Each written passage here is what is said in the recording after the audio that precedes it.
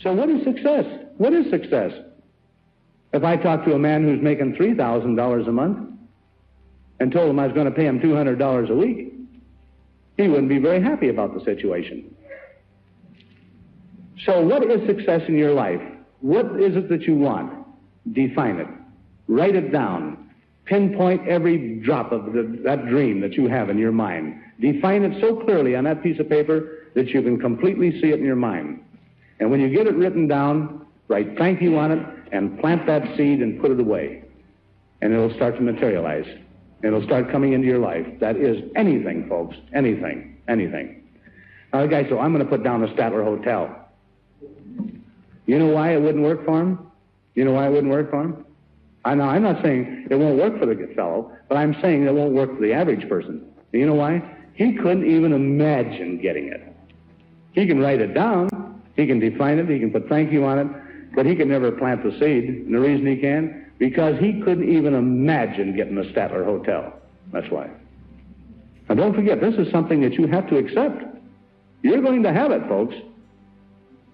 I've told people about a Cadillac, the average people working on average jobs. I said, do you want a Cadillac? The guy said, well, no, I don't want no Cadillac. And I said, well, why don't you want a Cadillac? He says, well, for one thing, he says, it costs so much to operate them. And so, see, he doesn't want one. He isn't ready for that step yet. Now, so he steps from one car to another to another. He raises his consciousness until pretty soon he can buy Cadillacs like the average guy buys a pair of shoes. And you can grow. You can grow in your thinking. I've had people say, boy, you got to be careful about people. You know, they'll take you in if you're not careful. And they get such a wonderful visualization. They're always getting taken in. And so you see how we build these pictures in our minds.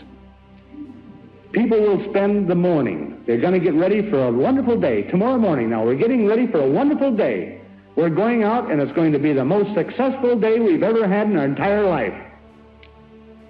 I said, how are you going to start the morning? Exactly what are you going to do? He said, well, the first thing I'm going to do is I'm going to go out on the porch. He's going through his morning now. He's going out on the porch, and he's going to get his newspaper. He's going to get his newspaper and read a little bit about positive thinking on the headlines. And if he can't find it there, he'll look and look and look and look until he finds something that is really good and negative. And then he'll tell his wife and describe it. She says, guess what I found in the paper? And he starts telling them about some wonderful divorce that's taken place, and they committed suicide. And he'll go on with this, and he says, and just imagine that. Imagine what's happening here. And he'll describe it, and he'll describe it, and he'll go on with his negativity, and the negativity will get started, and the wife will get negative, and he will get more negative. And when he gets all through with breakfast now, he's in such a nasty mood that he don't even like his dog. And he's going out to face the world with a positive attitude. Do you see how ridiculous it is, folks? Do you see how ridiculous it is and some of the ridiculous things we do in life, and we wonder why success doesn't always come to us in the proportion that we'd like to have it come to us? Expect wonderful things. Be a creator of ideas. Let's not be moons, the reflector of ideas. Let's be suns. Let's be the creator of the light. Let's be the creator of the ideas, because we all have the capacity. You know, that the guardian of the gate is the conscious mind. This guardian can at any time let any thought through to the subconscious mind at once. Any thought at any time. We are thinking human beings. We have the capacity to think of anything in this world we can think of. But we do not have the capacity to think of nothing. Now you try to imagine what nothing is. Try to get a thought of that. There is absolutely no way. So that means that we are thinking human beings, and there's thoughts flying through our mind continuously. A steady flow of thoughts all the time coming through the mind. Now, where do these thoughts come from?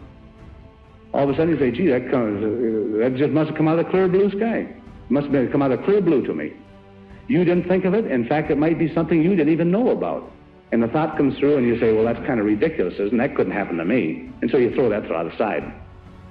And if it's a good thought, why not accept it and stop it and analyze it and accept it and let it happen to you? And these thoughts are coming through our mind all the time. But a negative thought comes through, and it stops there for a minute and say, boy, that's a good negative thought. I'll have to stop and analyze that one. And you start thinking about it, and pretty soon you get a frown on your face, and you think about it a little more, and you create a beautiful picture, and all of a sudden you put that down in the subconscious. You say, boy, there's another bad thing's going to happen to me. Have you ever caught yourself thinking about something you didn't want to think about, and you've been thinking about it for 5 minutes? And all of a sudden you say, what am I thinking about that nasty thing for? We do it all the time, folks. But we can stop now anytime we want. And we can change that thought and put in a good thought. If you don't want to think about oranges, change the thought and think about bananas if you want. If you don't want to think about lack, change the thought and think about prosperity. If you don't want to think about hate, think about love. If you don't want to think about anything that is negative, put a positive idea in your head. And you know what happens? And you can analyze it, and you can just dream about it and everything else, and get all these seeds planted properly, and have all these wonderful things happen. Get 20 wonderful seeds planted. Get them written down, defined. Thank you. Plant them into the subconscious mind. Put it away. And every time it comes back into the mind, and the law is saying it's on its way, you just say thank you. Don't analyze it because it's already planted. Just say thank you and go on. And have 10, 15, 20, 30 of these wonderful seeds planted, and folks, you'll walk on air, and you'll have miracles happen in your life. And don't be afraid to do this.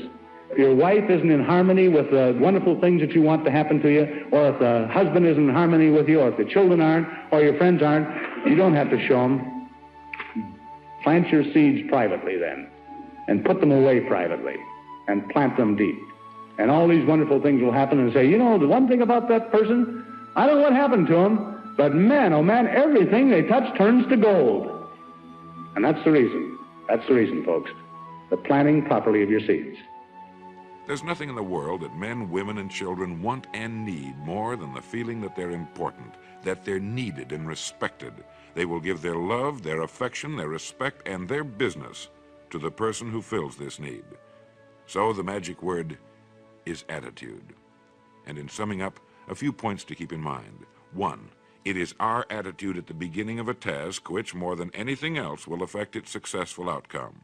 2, it is our attitude toward life which determines life's attitude toward us.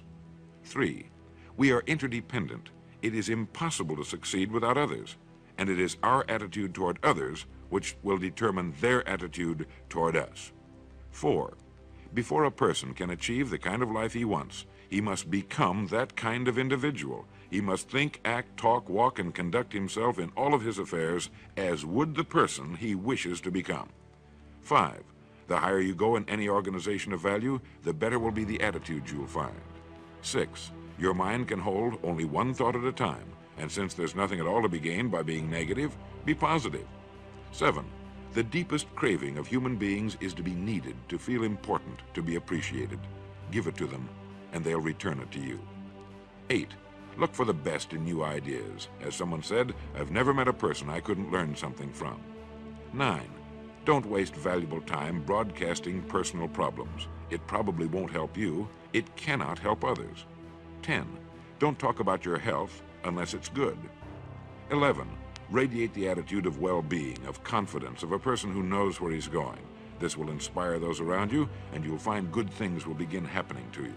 And 12, lastly, for the next 30 days, treat everyone with whom you come in contact as the most important person on earth.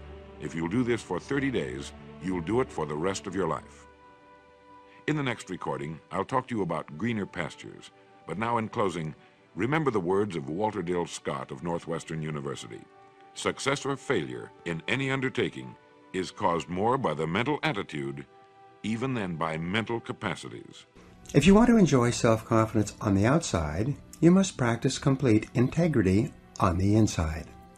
The foundation of self-confidence is for you to live your life consistent with your innermost values and principles, while thinking and acting in harmony with your highest aspirations.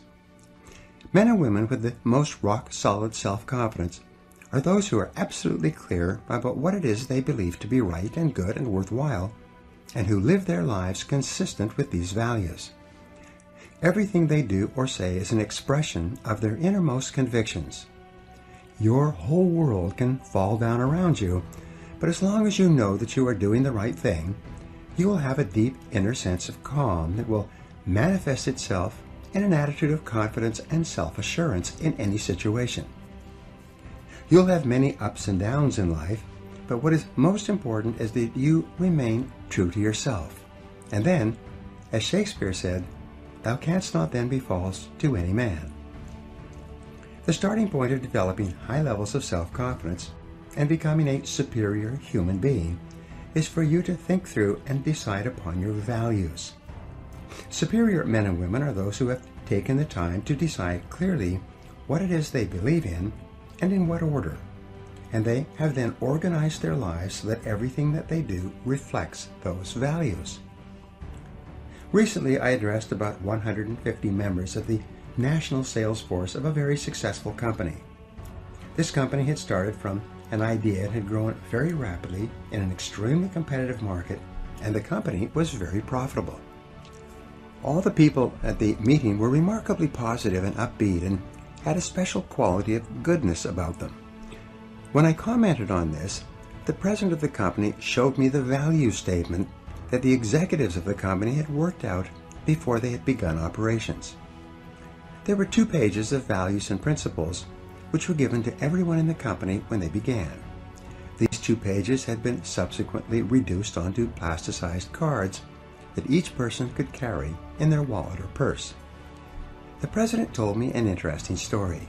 He said that whenever 2 or more people in the company were wrestling with a decision of any kind, even over the telephone, they would pull out their plasticized cards describing the corporate values. They would then review the values together one by one and compare the various options available to them with each value.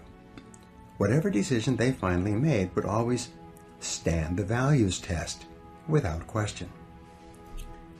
In a recent study covering 25 years of business history, the researchers found that the companies that had very clear written values to which everyone in the company ascribed had earned an average of 700% greater profit over the 25 years than other companies in the same industries that did not have written codes of values. As within, so without. Whenever I conduct a strategic planning exercise for a corporation, the executives of the corporation always select integrity as their highest value and most important organizing principle for the entire corporation. In my experience, almost every corporation will select the value of integrity as one of their foremost organizing principles. Now, the word integrity, according to the dictionary, means perfect, undivided, complete, unified, a single whole, without blemish or fault. It's a fine value to choose. This is a good choice, but in reality, integrity is more than a value. It is the one value of mind that assures or guarantees all the other values that you select. The economic and personal results of individuals and corporations with clear values always tend to be far superior to those of companies and individuals whose values are vague or unclear. Clarify your personal values. Your starting point toward higher self-confidence and personal greatness is to first of all clarify your values for yourself. It is for you to decide for yourself the values that you believe in. What do you stand for? And even more, what will you not stand for? What values do you espouse that you are willing to sacrifice for?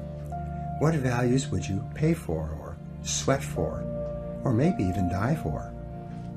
Do you value your family, your God, your health, your work or career? Do you value principles such as freedom, liberty, compassion for the less fortunate, or reverence for life? Do you believe in honesty and truth and sincerity and hard work and success? Whatever your values are, think them through and write them down. Who do you most admire? A useful exercise is for you to think of the men and women, living and dead, whom you most admire. What qualities or attributes of these people do you consider the most important? If you could be like any one of these people, which of their qualities would you most want to emulate? When you look around you at the people you admire, what qualities of these people do you consider to be the most important? What qualities do you look for in your friends and associates when you're trying to decide whether or not to become deeply involved with them? What do you think are the fundamental qualities or values that underlie business and personal relationships? What are your values? Now, values are non-negotiable. When you select a value, if it's to be one of your values at all, it becomes inviolable. Either it is a fixed value, and you live every part of your life consistent with it, or it is not one of your values. You cannot have a value when it is convenient, and put it aside when it is not convenient. You cannot have a little bit of integrity. It must be all or nothing. The act of selecting your values is also the act of clearly stating to yourself, and sometimes to others, exactly how you will live your life from this moment forward. Once you have selected a value, and you have declared it to be one of your unifying principles, you are in effect saying that this is something upon which you will never compromise. And your level of adherence to the values that you have personally selected is the real measure of your character, your true quality as a human being. Unshakable self-confidence comes from unshakable commitment to your values. When, deep down inside yourself, you know that you will never violate your highest principles, you experience a deep sense of personal power that enables you to deal openly and honestly and with complete self-confidence in almost every human situation.